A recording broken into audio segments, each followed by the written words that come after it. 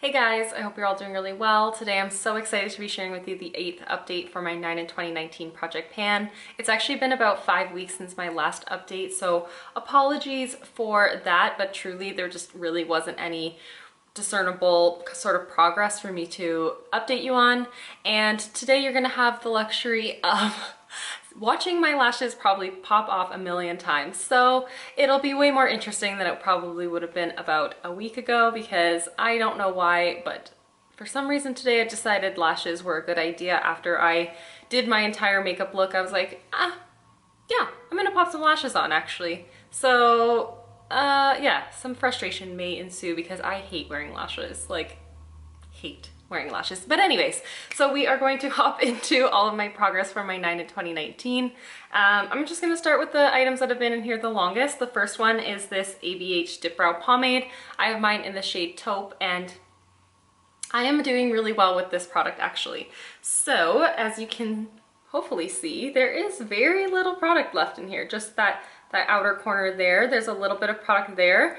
Otherwise, I have used up almost the entirety of this within this year. I think I should have about another week of use out of this. I'm not sure, maybe even less than that.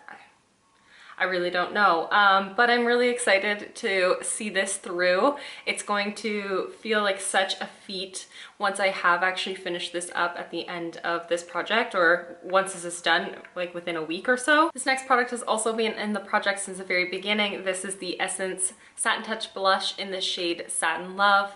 And my goal is to hit pan on this. There is no sight of pan anytime soon, simply because I did repress this about what was it, 2 months ago, and there's a little bit of a dip starting to happen in there. That's because mostly, honestly, I think that dip is because I've been wearing this as an eyeshadow or like as a transition shade very frequently, just to get some more discernible use out of here. But today I'm wearing it as my blush. I don't ever really wear a lot of blush, but with this shade in particular, I feel like I really can pack it on and create a very like bronzy, warm complexion, which I really like. And I do really enjoy this, even though I've been using this for the entirety of this year and I still have not reached my goal. I still really do enjoy it. It's a beautiful shade and it's a really nice, easy, blendable formula. And yeah, I'm not sure pan will happen by the end of this year, but that's okay. Like I said, I am just really enjoying using that blush. Next up is the Too Faced Hangover Primer. You guys know I've been working on this for several months within this Project Pan, and my usage of this over the last couple months has definitely decreased. However, over this past month, I have used it a handful of more times. I can't make another marking, I think simply because this just cannot be folded farther down. Like I can't fold it farther than where that mark is, but I know I've used this at least a dozen times over this past month, and I wasn't really using it as a all-over primer, but I was using it to like prime here around my nose, where I've noticed a lot of dryness happening. Same with around my mouth as of late, just through the transition of seasons.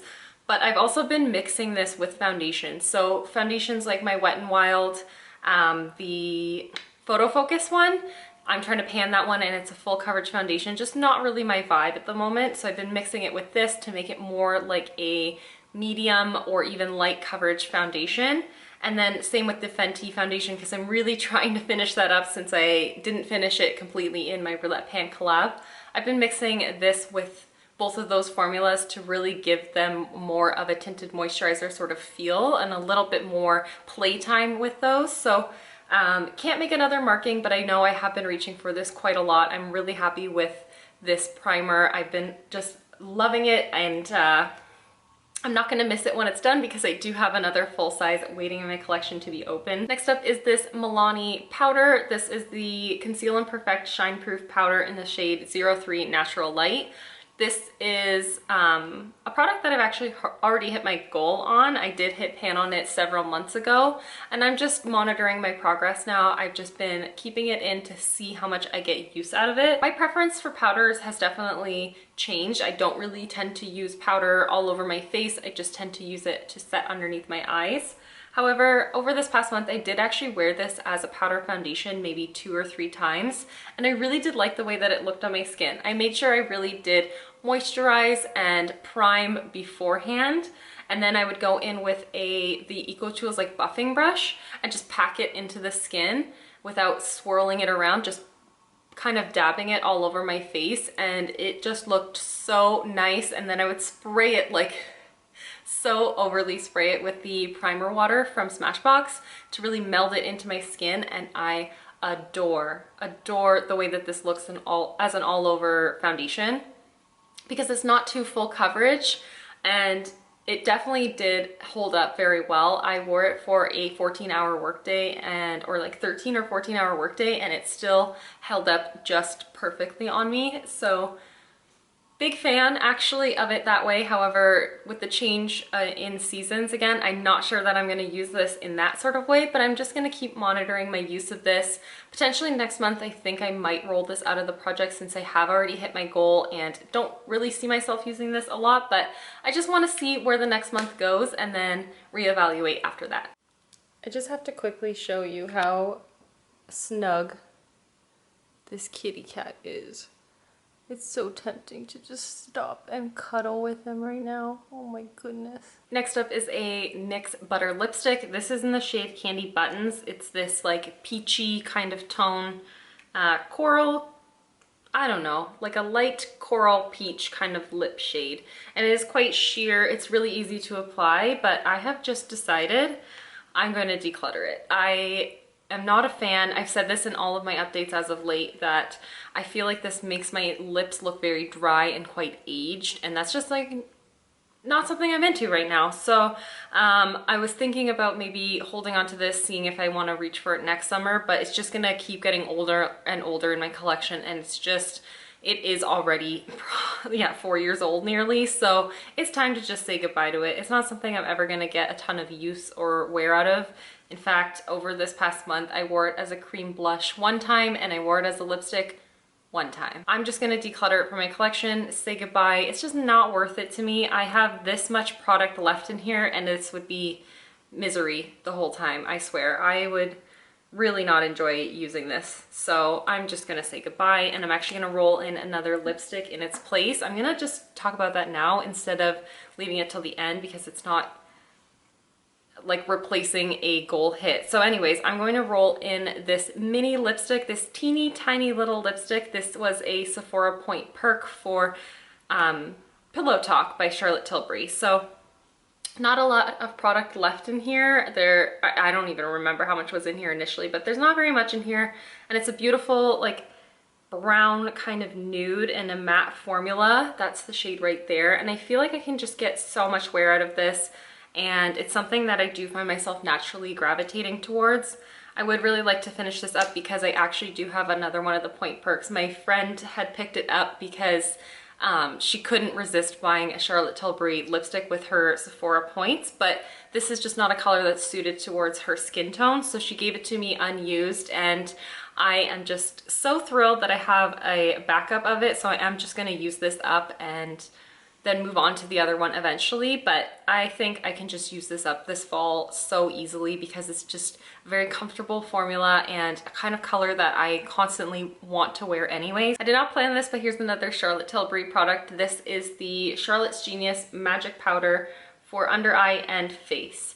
And this is in the shade 01 Fair. I don't have the lid on it right now because one, it's easier to see the progress without having the lid on here, that actually having something that's more transparent makes it trackable for the progress. So I'll show you the progress now, but I am down here now. I just moved about 1 centimeter over this past month, but I did mark it a little bit higher than what it looks like in this packaging as well, simply because I actually have in the lid more product sitting in my vanity. I've been mixing this with the Revolution, I believe it's the Lace baking powder, and that's because this one's just a little bit too fair. I just did a swatch here and I don't think you'll be able to tell, but I do find that this does look a little bit ashy on me on my under eyes at the moment, and it looks kind of dry, a little bit cakey. So mixing this with the Revolution powder has actually been really nice, because the Revolution powder I find is a little bit too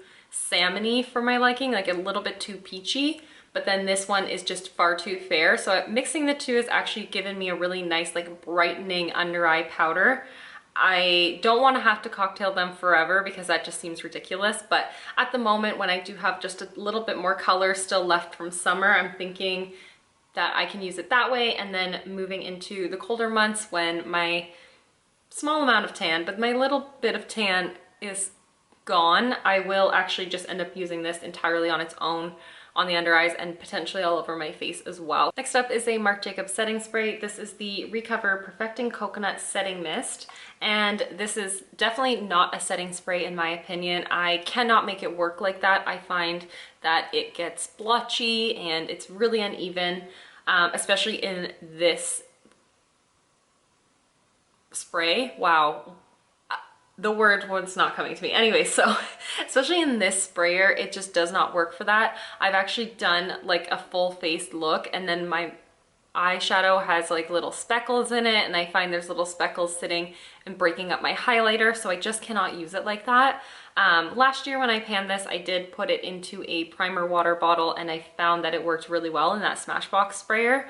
But this year I've just been using it pretty much exclusively as a priming sort of spray. So I will use this after I've used something like the Too Faced. I will just put this on to add additional hydration to my skin. Progress is really slow going because this is not something that I can like saturate my face in. So over the past 2 months, I haven't made very much progress at all. If you can see here, I've maybe used up a couple centimeters of product. It's not something I'm necessarily going to finish this year, but it is something I want to finish up and use out of my collection because this is a high like price tag type of product. It's not a bad product. I finally figured out a way that I can make it work for me, and I just want to see it through. So yeah, consistent progress happening, maybe a little bit less than last time, but that's okay. Progress is progress, and I'm happy to be working on this actually. Last month I rolled in this Pixie Correction Concentrate in the shade Brightening Peach.